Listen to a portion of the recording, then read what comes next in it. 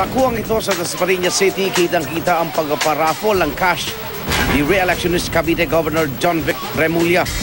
Pero depensa ni Remulla, hindi ito illegal dahil nga ginawa raw ito bago magsimula ang kampanya. Hindi naman daw ito palalampasin ang kalaban ni Remulla na si Congressman Ayong Maliksi. Nareklamo raw ng kongresista ang gobernador sa COMELEC.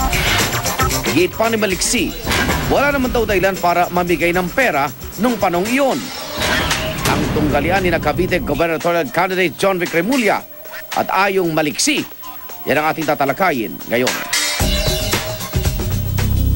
Para sa ating talakayan, narito sa studio kasama natin si re-electionist Cavite Governor John Vic Remulla. Good morning, Governor. Good morning, Arnold. Good morning, At nasa linya ng telepono naman, ang kanya pong katunggali, si Cavite 3rd District Representative Ayong Maliksi. Congressman Maliksi, good morning po sa inyo. Ay, good morning sa iyo. Kaya Apo. sa iyong mga tagapakinig. Salamat po. Unahin ko lang po itong namigay.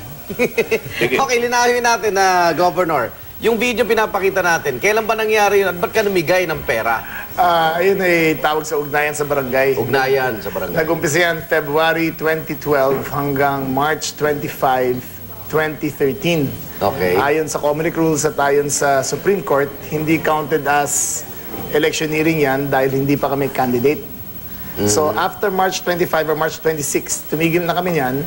At on record, naka-video lahat ng ginagawa namin. Ayan na may konting katuwaan lang. Kaninong pera yung pinamimigay? Ay, sarili ko yan. Sarili ko yan. At sarili walang pera voucher mo. mula sa Kapitolyo yan. Walang voucher mula kay kanina yan. Sa akin lang yan.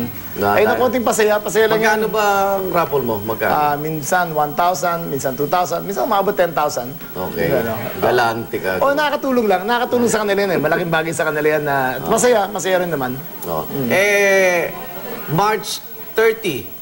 29 ang election 29 period. nagsimula ang campaign period. Oo. So alam nyo talaga. Kaya, Oo naman, Kaya conscious kami sinagad dyan. nyo yung buong taon Sinagot namin yan. Oo. na gawin itong ugnayan sa barangay. Ugnayan sa barangay. Tuwing may blessing kami ng project, tuwing may announcement kami ng project, tuwing may ginagawa kaming bagong initiative, ina-announce namin sa barangay yan. At kasama dyan, may konting pasaya.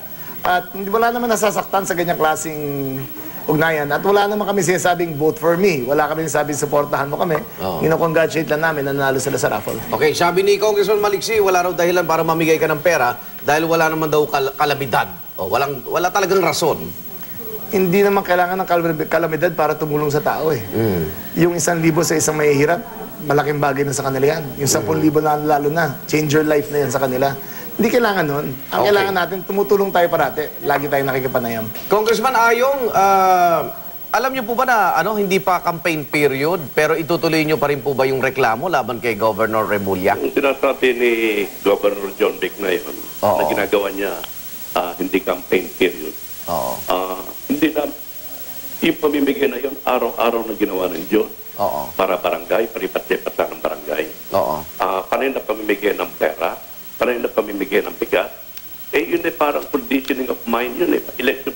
At saka, kakalokohan na sinasabi niya noon lamang. Hanggang ngayon, namibigay siya.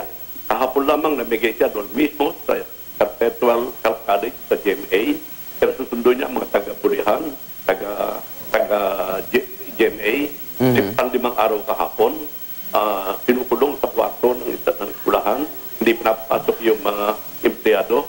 Pero yung lahat ng mga pinagbibili niya, doon binibigyan niya ng pera. Kahapon lang po yan. Kahapon lamang yan. At saka isang linggo na. At yan ay patuloy nilang ginagawa, Arnold.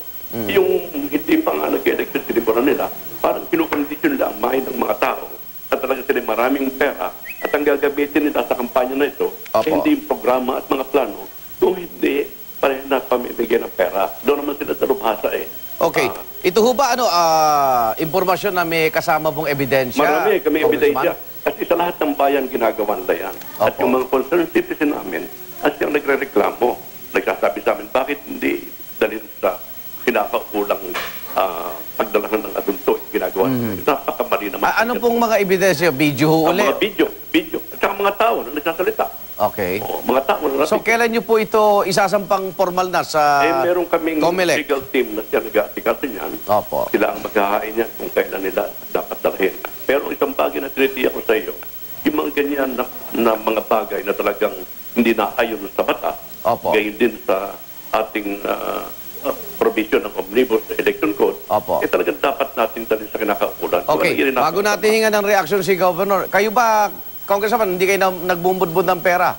Hindi ko ginagawa kahit kailan yun. Kasi Ano po yung mga kahit paano na ipamigay nyo? Punta, ang aking dinadala ay programa, pinapaliwanag sa tao, programa Oo. natin, mga plano na gagawin sa probinsya. At Okay. pati yung ginagawa na pamemerto sa akin, kahit kailan hindi ko ginagawa, Arnold, sa tanong buhay ko yun. Okay, ito na, Ang aking pasagutin. dinadala sa bayan, kung ano yung aking sinasabing gagawin ko, yung mga plano. Opo. At bahala na ang bayan, kumusga kung yung ating mga sinasabi sa kanila ay karapat dapat o hindi. Okay.